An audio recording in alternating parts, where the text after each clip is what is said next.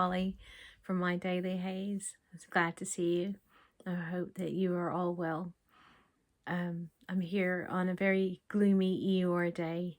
Lots of rain, lots of dark clouds, so the lighting might not be great. But I think that's one thing that we are always worried about is the lighting in these videos. And if you sit there and worry about stuff all the time, you might not record. So I'll just record, show you what I have, and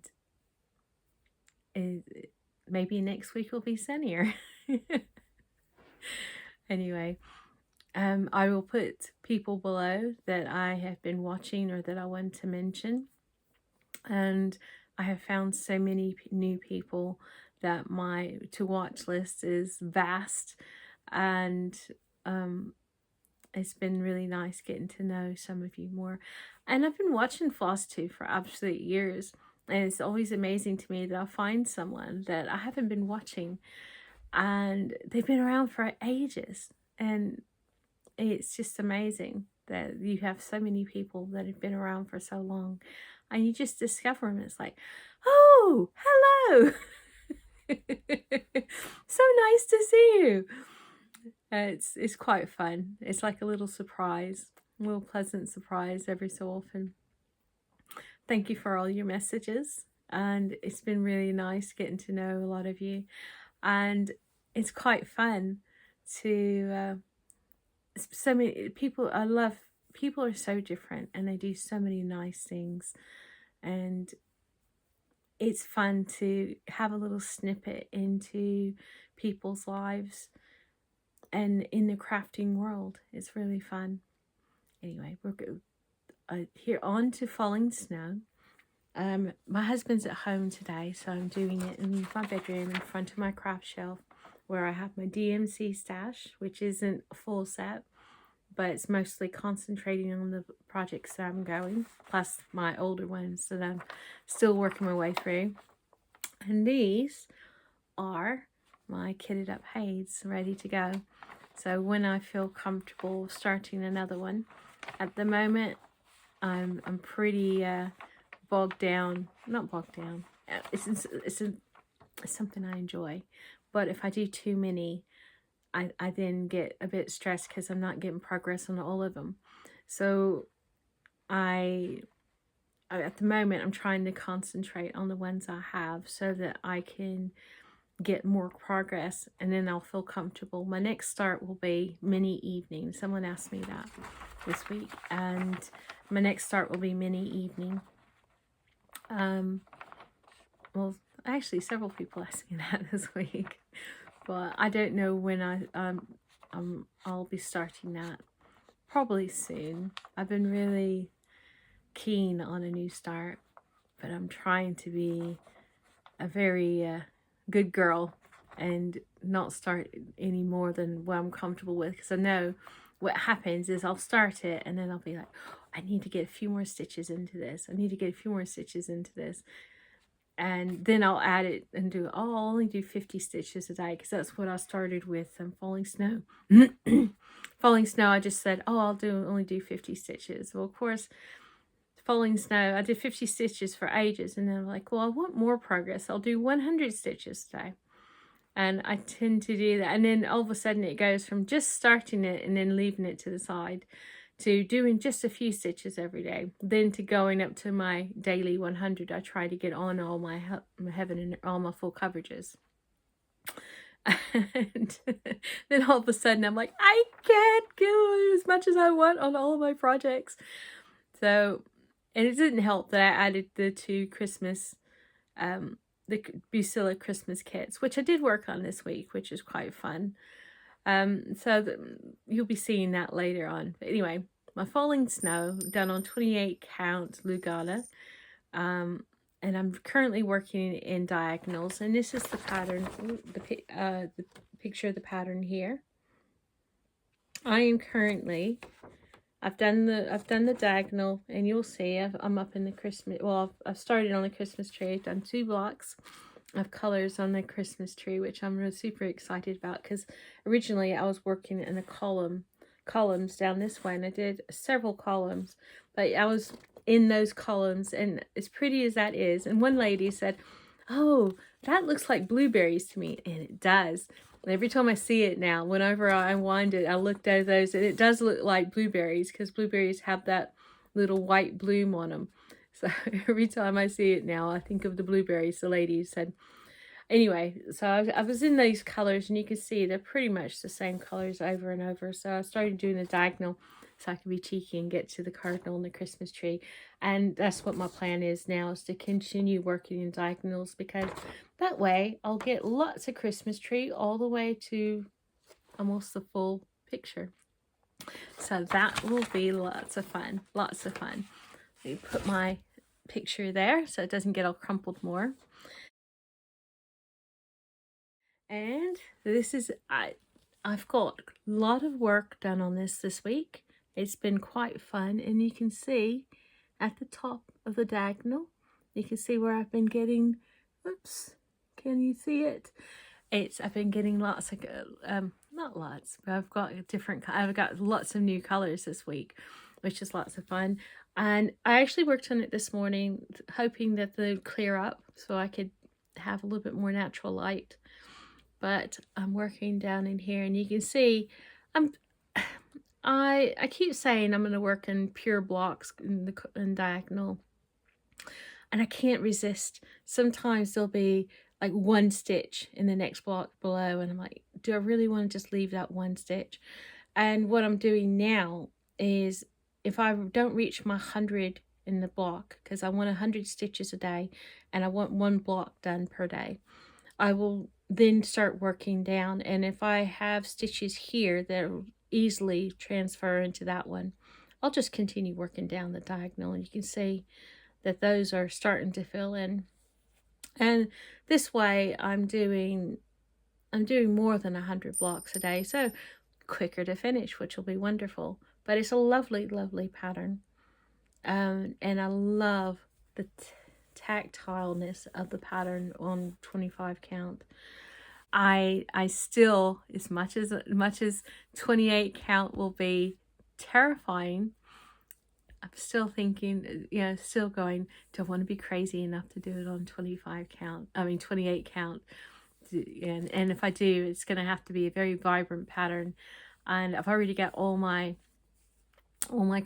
cross stitches, all my full coverages kitted up anyway, so it won't happen anytime soon. I do have some of these kitted up with 20 count Aida and 22 count Aida, so we shall see. It'll be quite fun to work on see if the 22 will 1/1 will have the same kind of beautiful finish that these do, because unless you're super close, it's more like a tapestry. You don't see as much of the individual stitches unless you're right on top of it. So I'm really pleased with the result. And sometimes especially with the lighter colors, I'm just literally just a few inches away from and I'm having to do my needle this way to miss my eyes. And there's a few times in the past that I've kind of nicked my glasses because I'm so close, because I'm trying to see everything. But it's too lovely a pattern not to do, and there's no way on this green earth that I will restart this. But if I'd been smart, I would have started it on a 20 count or 22. That would have been a little bit smarter, but I was too keen to start on, and this was the next one I was planning to start, so I was too keen, and it's like, okay, that will do, and I'm paying for it now. But it's something I'm really enjoying. The next one is Mountain Landscape. Heaven and Earth isn't the only one that has this pattern. There's I think Artisy has it and one other, but it's a glorious pattern, glorious pattern. And it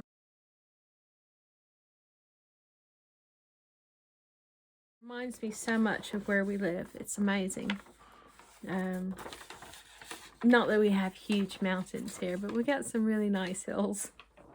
Let me put this pattern up here. I've got you stacked up on some boxes, and all tidied up. And it's tried recording this earlier, and I dropped something on the floor and I bent forward, and because of the way the boxes are stacked on the little table, I bumped into the table and the table just went floop, and all this stuff went clumping out, and I was like, I just started laughing because it was so silly. Anyway, this is mountain landscape now.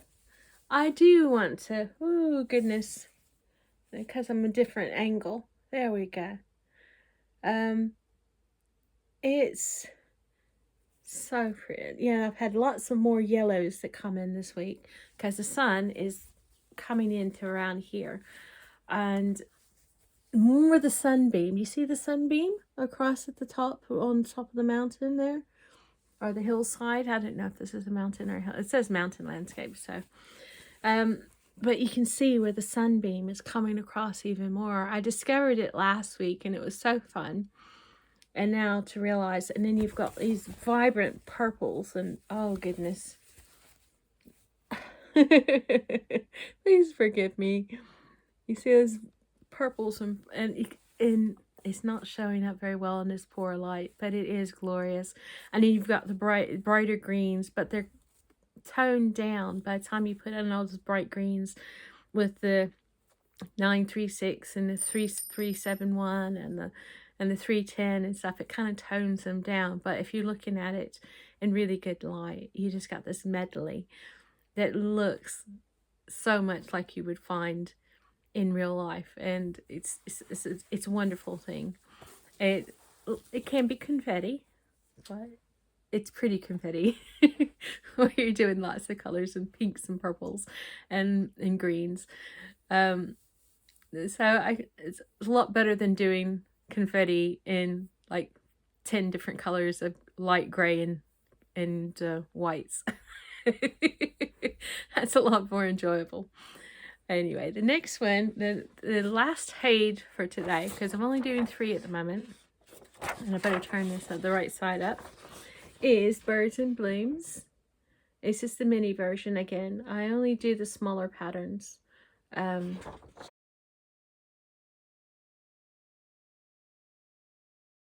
Falling Snow is 21.48 and Mountain Landscape is 21.26%. So I've got them all. I got all my HAEDs over 20%. Yay! Birds and Blooms is at 43.84%. I love Pattern Keeper. Yeah, I love all the numbers and I just geek out over them. It's just awesome. Anyway, Birds and Blooms. This is looking gorgeous, and the robin is almost done. It's got, you would think a robin would have a lot more reds and pinks or whatever, but this has quite a few of the browns and the rusty browns in it.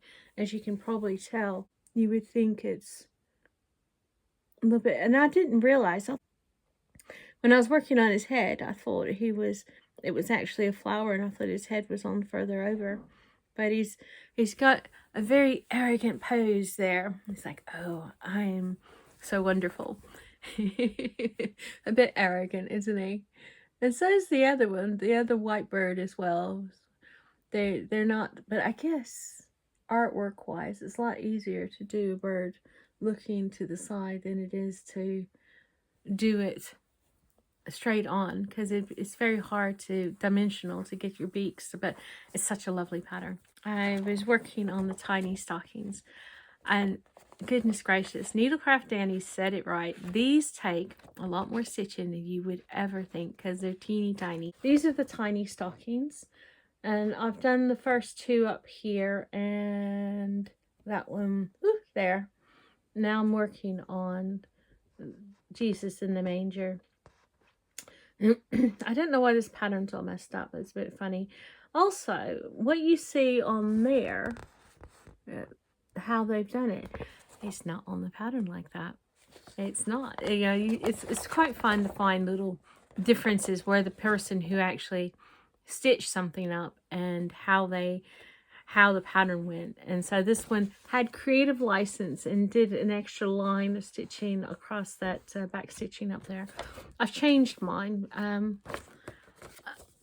I just didn't think the rust colored brown did anything for it, so I changed it to a blue to kind of even out the tones of the browns, because there's a lot of browns in it. And here it is. I'm still working on it. I was debating on whether to take all those little brown bits out for the hay. It's very chunky the way that they've got it back stitched, so I don't know if I will leave the hay unback stitched and just do the baby, all the back stitching for the baby, you know, for Jesus and for the little manger there. I'll see how it looks. I don't mind changing things up to suit my taste. And I think the blue, yeah, it's a little bit more dominant. But on the other side, I tried it with the lighter blues and it kind of faded out there. So I think once I got everything back stitched in, that will give it a nice little topper there. And I'm looking forward to stitching these into little ornaments. I'm still debating on what I'm going to use for the little loops there. You can buy Christmas cording quite cheap, and I might do that, just buy some Christmas cording. But it's ever so sweet. I'm worried about my back stitching. I don't do cross stitch people because my back stitching on the faces always looks a bit creepy. Then I have to redo it, and I'm still not satisfied. So that will be a challenge, and I think how that comes out will determine whether I do very many of the other ones that have people on them.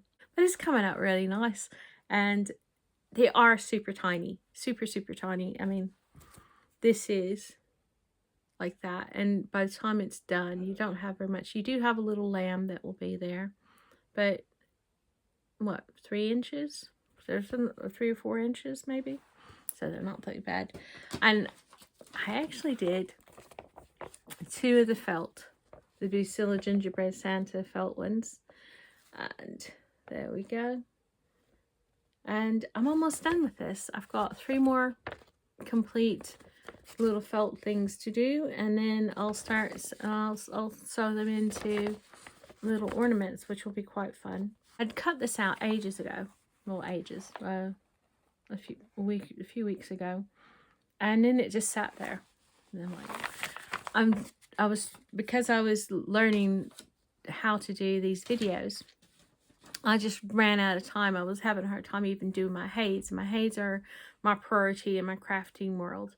I will see if I've got enough time spare in the afternoon, and I'll kind of do these. And I just hadn't had the time.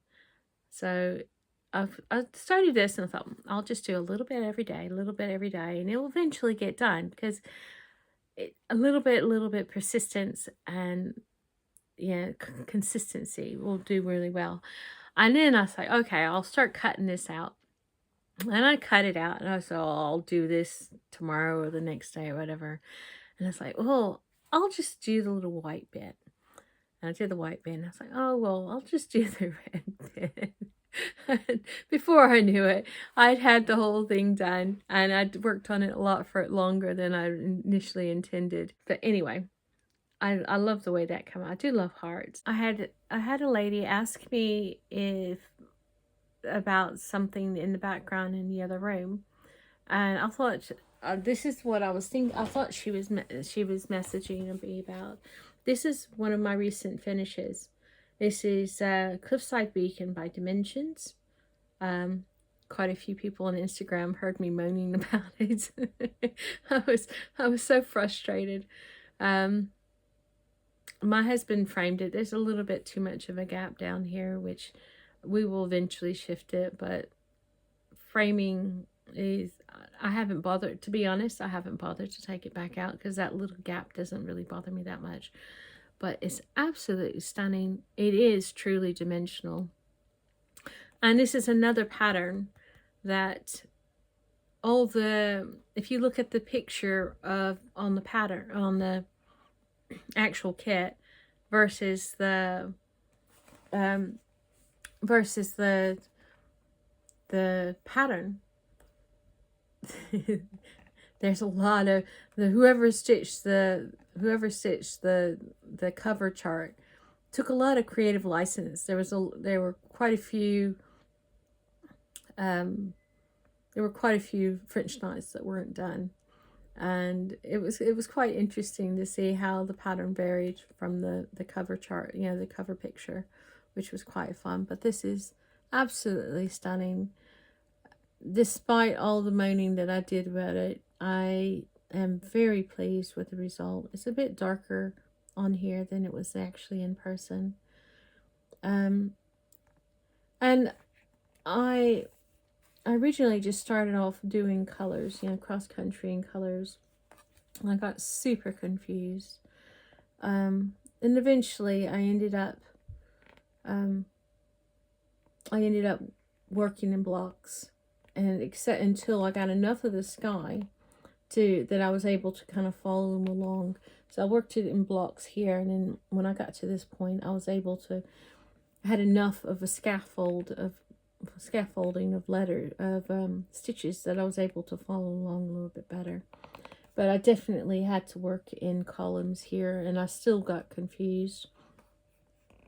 But and yeah, the empty spaces. I didn't do this on Pattern Keeper. I did it on, I think it's Adobe Acrobat or something. Anyway, I put it into my older Kindle and the app that I use to mark off any stitches, but it doesn't, you can't find stitches. And it was literally just a way of just looking at the blocks and just following it down and marking it off. And I would mark it off in a different highlighter color every day on the app. But it's absolutely stunning. I said, okay, I'm going to start this. I looked at the pattern and went, oh my word. I'd asked my son for this for Christmas or birthday one, and he got it for me, and then I opened it up and saw the pattern, and the dimension patterns are very challenging for me. Not only do they have blends, and well, this is a Dimensions Gold Petite, and I've heard some people say that it's one of the more challenging of their projects, and they're true. But you have blends, and then you've got 1 thread to 5 threads. You've got and not only that, you've got symbols in 3 different colors. You got red symbols, blue symbols, and if it was like red symbol, you know, black symbols for this and red symbols for that or whatever, but I find it too visually confusing to have all those different colored symbols, plus on top of that you've got all these back stitching symbols, which obscures the symbols that you need sometimes.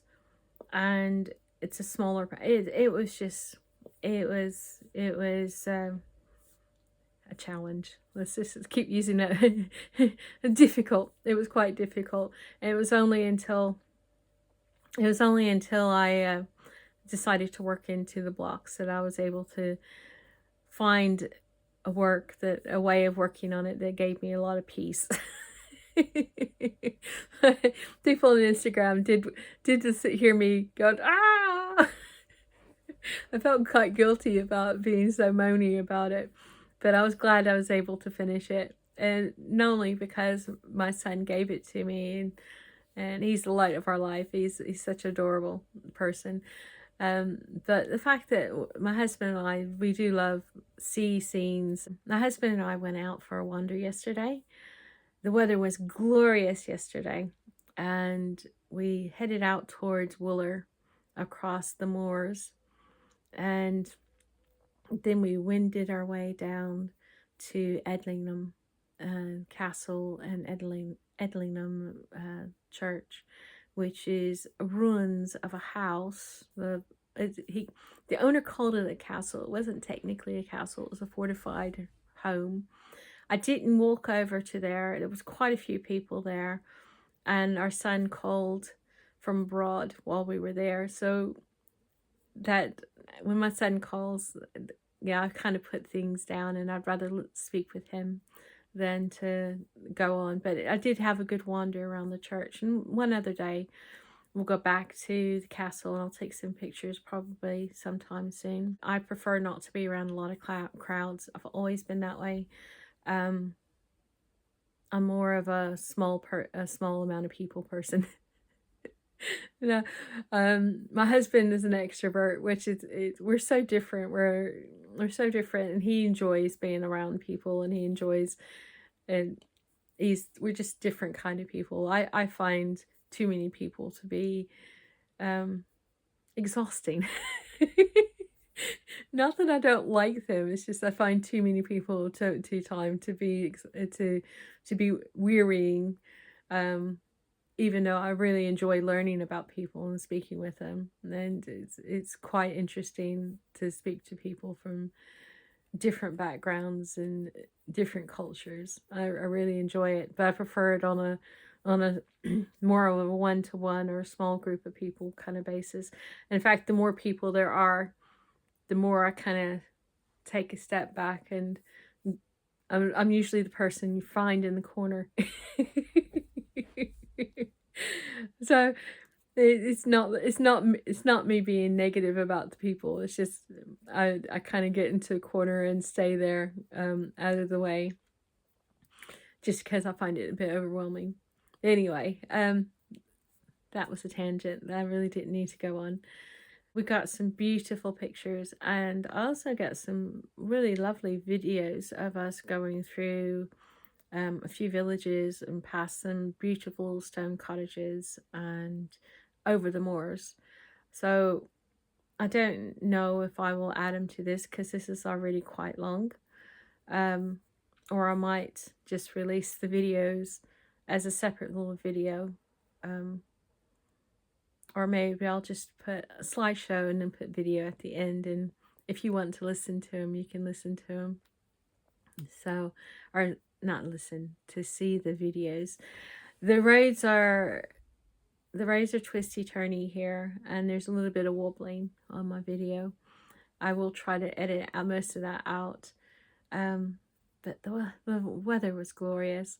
We saw some belted cattle. I don't remember the full name of them, but they're really cute. They've got black heads and rear ends, and they've got this little white, they've got a little white belt around them, like they need a, like they need a girdle or something. They got a little white belt around their middles, and are absolutely adorable. The sheep have all been shorn, or not all shorn, but quite a few of them have been shorn, so they're not fluffy, but they look nice and tidy for the moment. And the fields are absolutely glorious. It was a gorgeous day, and it was such a joy. But anyway, I got some pictures of Edlingham Edlingham Church. I took some pictures on the wall, and I was reading here you've got people that get buried inside churches. Back in the old days, they would bury people inside churches, which I find kind of creepy, to be honest. Yeah, that happened. And you'll see that there's a stand and urn. I don't know what that is for. I don't know what particular ceremonial service it had, but it's got 1701, the date 1701 on them. You see some where people have died, and they've got inscribed on the wall, yeah, they died in the 1700s. I was going to start taking pictures of the gravestones, because they've got some gravestones from the 1800s, 1700s. But like I said, my son called, and I kind of got distracted then. History, it fascinates me that I'm walking around where people have been doing this, walking in different clothes in different eras. Yeah, they would never even imagine anything like recording a Flosstube on this magical thing that connects people from across the world. And it's just exciting for me. It's exciting for me to walk in the path of people from whose concept of the world was totally different from ours. What happens now is totally different from what it was when I was a little girl. Good heavens to Betsy. I mean, we had 2 or maybe 3 channels when I was growing up. The 3rd channel, you would hardly ever get it in. And if you did get it in, it was very, very fuzzy and crackly. And it was just a different world. And it's amazing how much life has changed in my lifetime. And it's like, I like watching those videos where you have these people from the 1800s, you know, late 1800s, being videos speaking about their lives and things, or people from even the, you know, born and raised in the early 1900s. History is so valuable to learn, and there's nothing new in the world in respect to people. People have been the same for centuries. Just the circumstances change, not the actual people. People are the same. I find it fascinating. It's just one of these things that's it's quite exciting. I hope that you have a lovely week. I hope that you get all the stitching that you want to get done. And I wish you well. Have a lovely day. Bye.